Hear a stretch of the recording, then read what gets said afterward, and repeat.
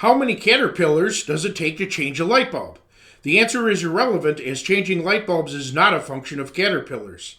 Now, most people follow the principle of force. Even many who consider themselves spiritually regenerated as caterpillars transformed into butterflies abuse others nonetheless. These selfish so-called butterflies are merely winged adult caterpillars. Countering the aforementioned might makes right principle is the ethic of reciprocity, often called the Golden Rule, which is absolutely necessary for humanity to coalesce. The great philosopher Kyung Chayu, known as Confucius, 551 to 479 BC, taught, "Do not to others what you would not wish done to yourself." Confucian Analects, Book 12, Section 2. This teaching crystallized a core principle of justice. Confucius explained this precept with examples of misconduct to avoid, completing it with various examples of kindness, such as treating others as honored guests, constituting a golden rule. We should recognize the inherent value of our fellow sentients regardless. Without a God, people would do well to be moral anyway, as basic morality is an evolutionary advantage. Reciprocal kindness and consideration has proven beneficial in our natural world. But if you only act moral because of other humans or a God who will reward and punish, you would not exude morality, you would be a bootlicker. However, faith in God can certainly help cultivate morality amongst those who would otherwise be ambivalent towards it as a prodding factor. Atheists' ability to be moral without believing in God certainly doesn't mean we don't need a God to be moral. If there's a God, he undoubtedly equipped everyone with a conscience, which conscience we can choose to either exercise or kill, whether we believe in God or not. Although so-called Christians often fail to practice the Golden Rule, Jesus of Nazareth exemplified this principle perfectly. In his Sermon on the Mount, he taught, "All things whatsoever ye would that men should do to you, do ye even so to them." Matthew 7:12. This teaching crystallized a principle of charity. Jesus explained this precept with numerous examples of kindness, completing it with numerous examples of prohibited conduct per Christian scripture, constituting a golden rule. Yes, we must treat others the way we want to be treated. But this is a general truth, not an absolutism. It is treating others with kindness and consideration whenever warranted. Common sense tells us to take other people's varying personalities, needs, and desires into consideration and adjust accordingly. Treating our kinsfolk in ways we would hate to be treated denies Christ's ethical teaching.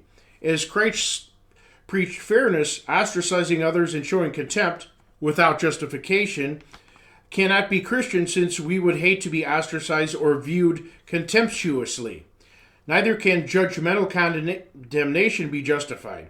Everyone following the Golden Rule would eradicate hatred, warfare, unfair competition, and every form of ugliness and evil manifested towards anyone. For those who hate being lied to or deceived, logically we must be consistently truthful.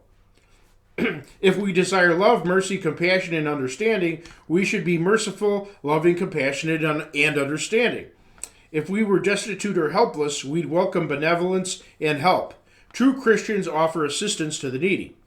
Following the Golden Rule requires putting others first, being mindful of how we impact others, recognizing our errors, and making amends. Treating others as we'd like being treated may require mentally reversing positions with them, putting ourselves in their place, and imagining that they were acting and we receiving. And others should include all animals, nature, and Mother Earth herself.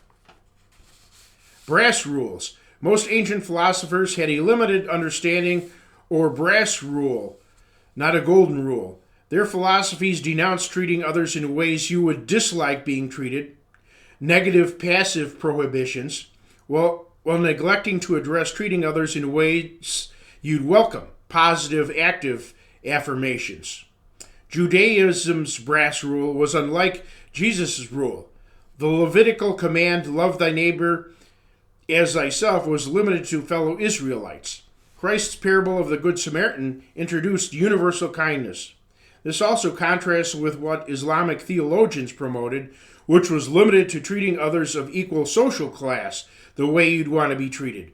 Their idea of what constituted distinct social classes was often unjust. Also, this golden principle is often misunderstood as treating others how they treat you, another brass rule.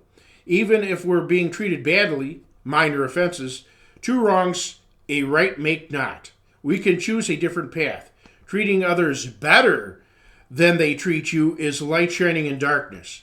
However, because anyone may follow the iron rule, might makes right, and whatever I can take is mine, we must guard against manipulative people. Be therefore wise as serpents and harmless as doves. Matthew 10:16.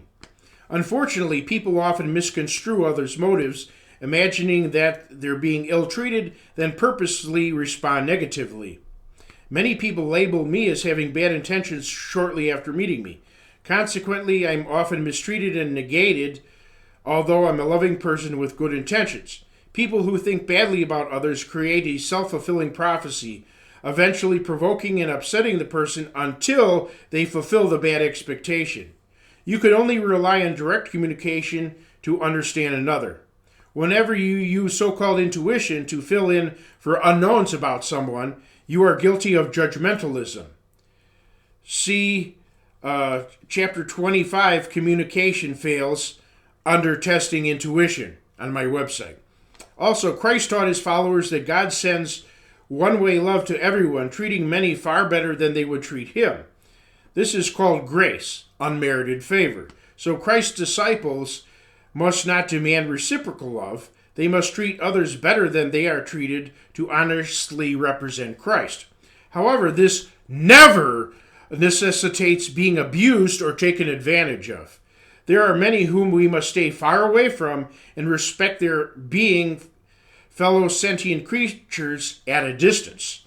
Others must be severely punished, as the aspect of life that requires our greatest love is justice. Stay tuned for part 2.